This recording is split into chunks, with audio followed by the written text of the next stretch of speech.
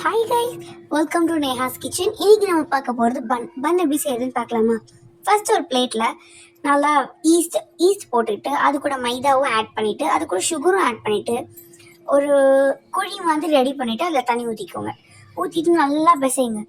இந்த மாதிரி கன்சிஸ்டன்சி வரும்போது நல்லா அதை அடித்து நல்லா நீடிங்னு சொல்லுவாங்க. இதோட இதை நல்லா இது பண்ணி தேங்க. அதுக்கப்புறம் அப்படி தேய்ச்சிட்டே இருந்தீங்கன்னா லைட்டாக மைதா ஆட் பண்ணிங்கன்னா அது இந்த கன்சிஸ்டன்சி வந்துடும். இந்த மாதிரி கன்சிஸ்டன்சி வந்ததுக்கப்புறமா ஃபர்மெண்ட் ஆக விடணும். மூடி வச்சு 20 மினிட்ஸ் ஃபர்மெண்ட் ஆக விடணும். அதுக்கப்புறம் எடுத்துகிட்டு அதை ப்ரெஸ் பண்ணி பார்த்தோன்னா இந்த மாதிரி வெளியே வரக்கூடாது. வரலைன்னா நமக்கு வேண்டிய ஷேப்பில் நம்ம செஞ்சுக்கலாம்.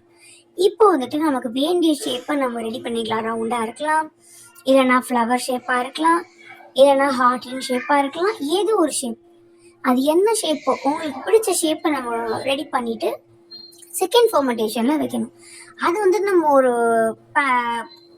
பிளேட்லேயோ இல்லை எதுலேயோ வந்து நம்ம அதில் பட்டரோ இல்லை கீயோ க்ரீஸ் பண்ணிவிட்டு அதில் இந்த ப்ரெட்டை வச்சுட்டு, அதாவது இந்த அந்த டோவை வச்சுட்டு செகண்ட் டைம் ஃபர்மெண்ட் ஆக விடணும்.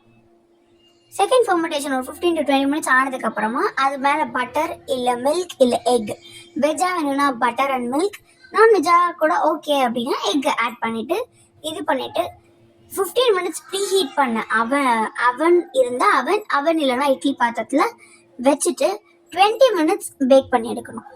பேக் பண்ணி எடுத்தோம்னா இப்போ நமக்கு ஸ்க்ரீனில் தெரிகிற மாதிரி நமக்கான பன் ரெடி ஆகிடும். Bye bye.